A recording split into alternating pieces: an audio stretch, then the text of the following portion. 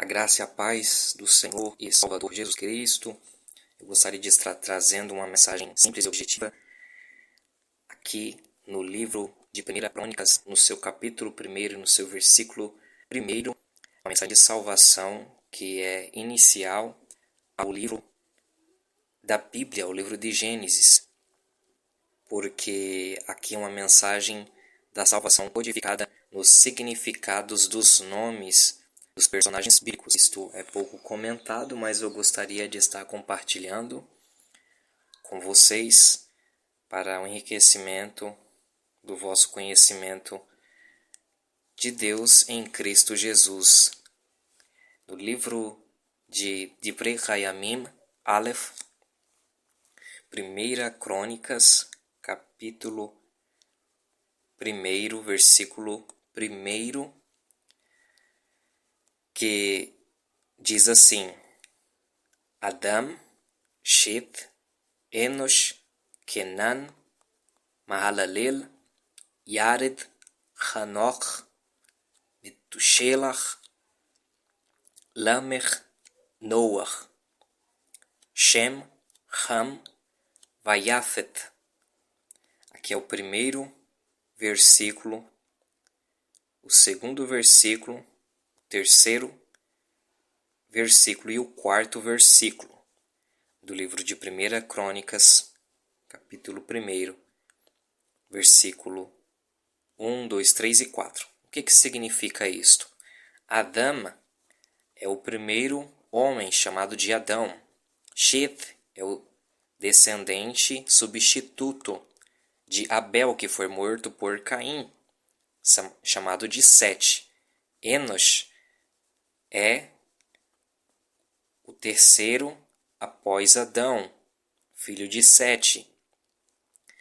Daí então, nesta geração, começou-se a invocar, o nome do Senhor, como está escrito no livro de Gênesis. O quarto é Kenan, o quinto é Mahalalel, e por aí se vai. Mas o que significa estes nomes? Adama significa aquele que vem de Adma.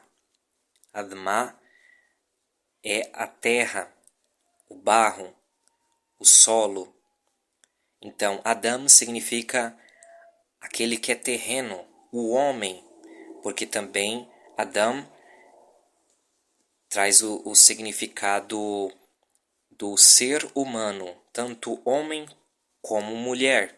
Isso também é explícito nos livros de Gênesis, por exemplo, em alguns capítulos, do capítulo da criação, quando Deus ele cria Adão e diz Zaharu nekevá bara otam, macho e fêmea os criou. Por quê? Porque está se referindo a Adão como o ser humano, a totalidade do ser humano, que é macho e fêmea, homem e mulher. Então aqui significa a humanidade terrena. O segundo após Adão, da onde veio a humanidade de hoje, Shet, significa substituto. Por quê? Porque quando Deus dá para Eva, Havá, que significa vivente, a mãe de toda a vida humana, este homem por nome Shet, que significa apontado ou substituto, por quê? Porque ele substituiu a descendência de Abel, de Hevel, que morreu por seu irmão Caim.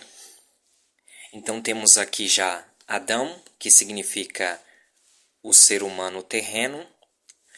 Temos aqui já Shet, que significa substituto ou apontado. E temos aqui também o terceiro, que é Enosh, que significa o ser humano, mas com uma enfermidade mortal, incurável. Nessa geração começou a se invocar o nome do Senhor, começou a invocar, né, aquele que era, aquele que é, aquele que será.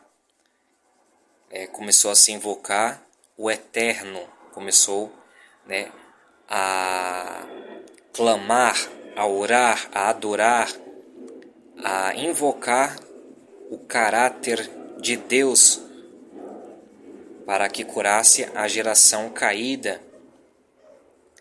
Começou a se invocar, né, o Hayá, Rovê, Virriê, aquele que era, aquele que é e aquele que será. É o tetragrama, né, como chamam Yahweh. Kenan significa aquele que é possuído, ou a possessão. Maalalela significa o louvor, né, o louvado de Deus, com aquela com aquele ele no final, que é Deus, né? Halel, né? Tem a ver com louvor. Mahalalel é aquele que é o louvado, né? O louvado de Deus, ou pode ser interpretado também como a glória de Deus. E Yared, que é aí o verbo descer, né? No futuro, né? Yared significa ele descerá, literalmente significa ele descerá. Hanoch é Enoque. Enoque, o sétimo depois de Adão, da qual no livro de Judas também fala sobre ele, dizendo que ele profetizou, né? Isto por uma tradição, né? Ele com certeza ele não escreveu algum livro, mas por meio de tradição oral, passando de geração para geração, né? Escreveram livros, né? Livro de Enoque, e então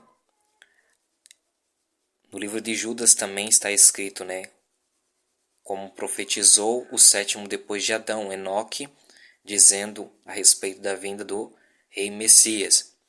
Então, Enoque, Hanoch, significa aquele que é ensinado, aquele que é iniciado, ou aquele que é o mestre, aquele que ensina. Metushelah, aqui tem duas palavras aqui, né? Tem Shelah, que significa do verbo enviar, e tem o Metu, que significa Met, morte, e aquele Vav ali para formar o Metu no final, o ele aponta para a sua morte, envia, ou a sua morte traz, ou a sua morte trará, né? Porque também já tem um verbo futuro aqui no meio, que é de Yared, né? Que é ele descerá. Então, aqui no caso é interpretado como Metusalém, significando a sua morte trará, ou a sua morte enviará. Lamer significa para, o pobre, humilde. Noah significa descanso, porque Lameque, né, Lamer, em seus dias, ali quando seu filho Noah nasceu, então ele disse, então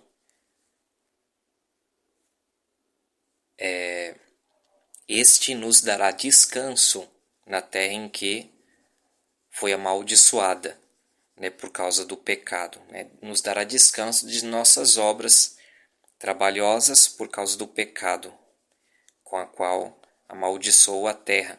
Então, vemos aí Noah significando descanso, consolo, conforto, e temos aí também Shem, que é o filho de Noé, do qual veio os semitas, que significa literalmente nome, caráter.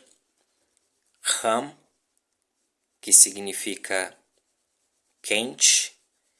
E Vayafeth, né? E Jafé, Yafeth, que significa belo.